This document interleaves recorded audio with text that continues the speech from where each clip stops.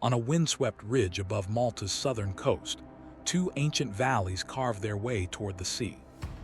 To the east lies Wied Żembaq, a dry, stony channel shaped by thousands of years of erosion. To the west runs Wied Żembaq, home to the famous cave of Archaeology, a time capsule of Ice Age life.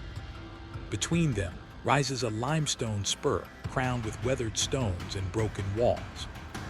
This is Borg in-Nadur, a place where the story of Malta's prehistory unfolds layer by layer, from the sacred architecture of the Neolithic to the fortified settlements of the Bronze Age.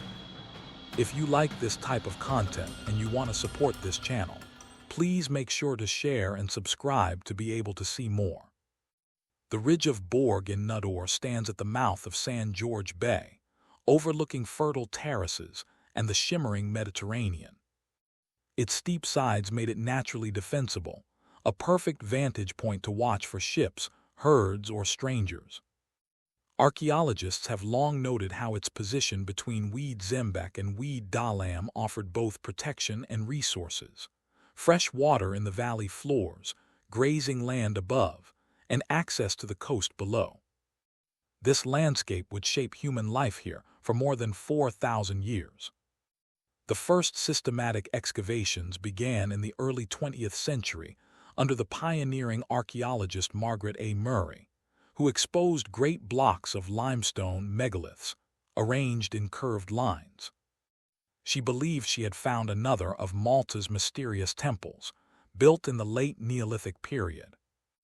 Decades later, David H. Trump, one of Malta's most respected archaeologists, returned to the site.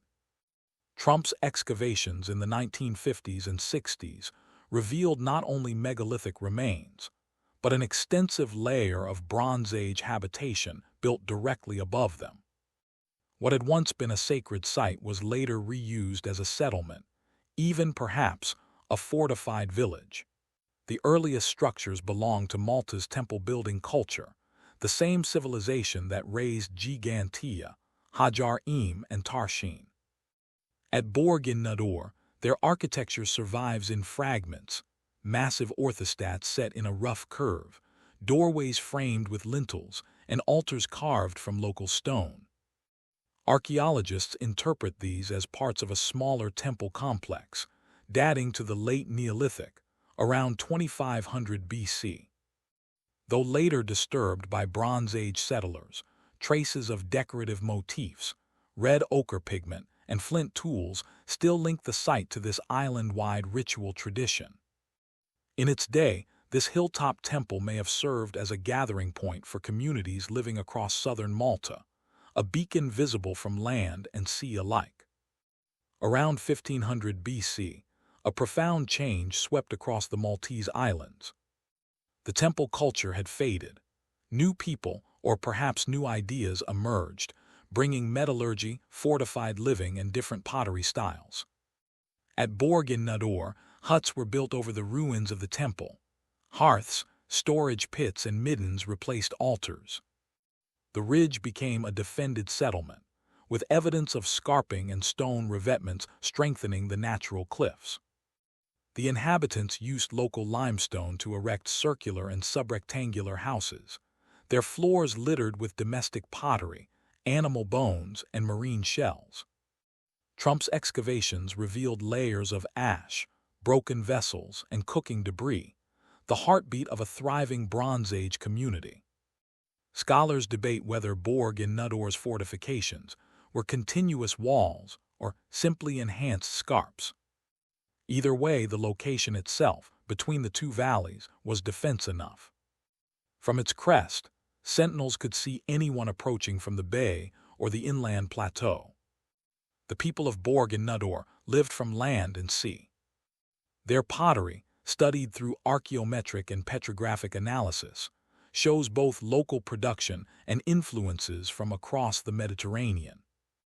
Cooking pots and storage jars hint at cereal cultivation and long-term food storage. Groundstone tools and flint flakes suggest weaving, grain processing, and hide working.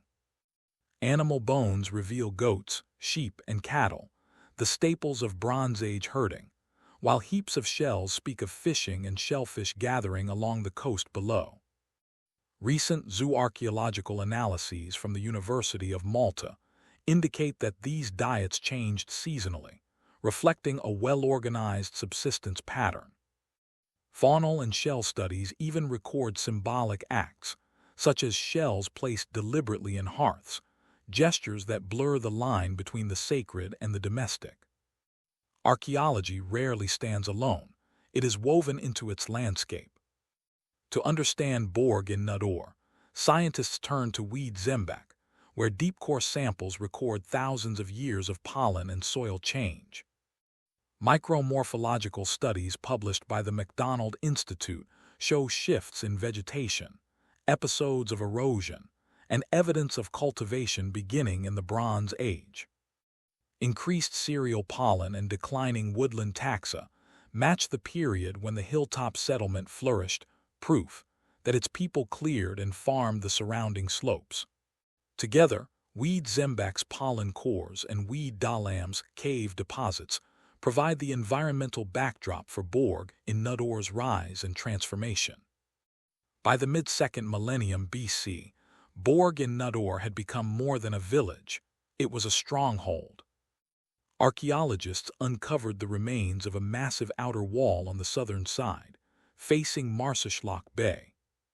Constructed from large, roughly hewn limestone blocks, it was up to 5 meters thick in places. Behind it lay domestic dwellings and courtyards, arranged organically along the slope. Trump described this wall as Malta's earliest true fortification, a defensive response to new pressures in the late Bronze Age world.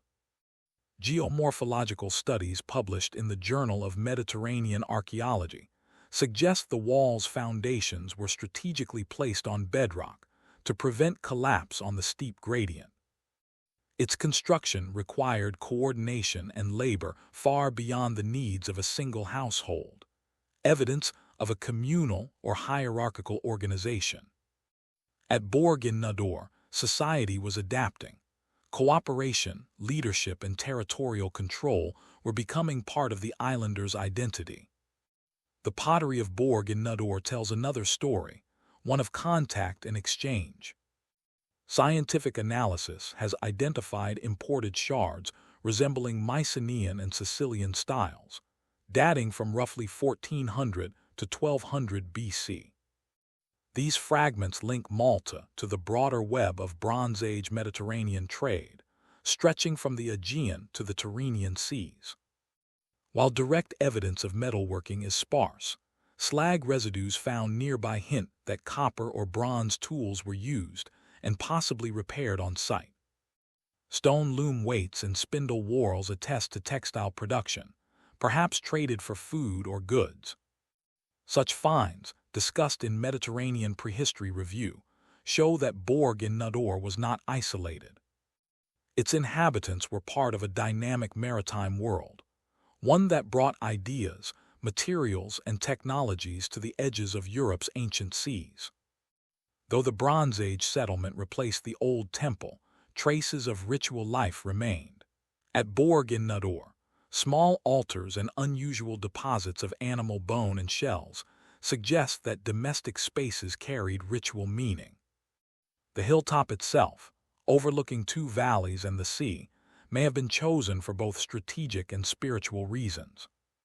Researchers note that island societies often merge the practical and the sacred, where daily survival rituals double as community identity. Borg in-Nadur's inhabitants, it seems, were not merely building walls, but defining who they were as islanders in a changing world. By around 1200 BC, the settlement's intensity began to wane. Charcoal dating and ceramic typologies suggest decreasing occupation, perhaps due to resource depletion, changing climate, or shifting trade routes. Across the central Mediterranean, Bronze Age networks were collapsing, the same upheavals that ended the Mycenaean palaces and disrupted trade with Sicily and Crete. Borg in-Nadur's walls stood silent as its people gradually dispersed. When later inhabitants arrived, first Phoenicians, Then Romans, the ridge was long abandoned. The old fortifications eroded, and the temple stones crumbled into the soil. Yet the landscape remained marked by memory, the valleys still shaped by terraces, the hills still carrying the ghost outlines of walls that once guarded a Bronze Age world. Modern archaeology continues to refine our understanding of Borg in-Nadur. Since the 1990s, geospatial mapping, drone photogrammetry, and soil micromorphology have revealed subtle traces of structures beyond the visible ruins. Core samples from the ridge show alternating layers of habitation and erosion, human footprints fossilized in sediment. Today, few passers realize that the broken stones on the ridge once formed Malta's first defensive wall. The site appears modest beside the grandeur of Gigantea or Hajar-im, yet Borg in-Nadur tells a different story, not of worship, but of survival. It marks the moment when the island's people turned from temple building to fort building, from priesthoods to households, from ceremony to community defense. It is the story of adaptation, of how islanders reinvented themselves when the world changed. As scholars note in the Oxford Handbook of Prehistoric Archaeology, such shifts mark the birth of social resilience, a quality that would define Maltese culture for millennia. Between Wied Żembaq and Wied Żembaq, time folds upon itself. Stone walls, pollen grains, and buried potsherds whisper of people who once looked upon the same coastline we see today.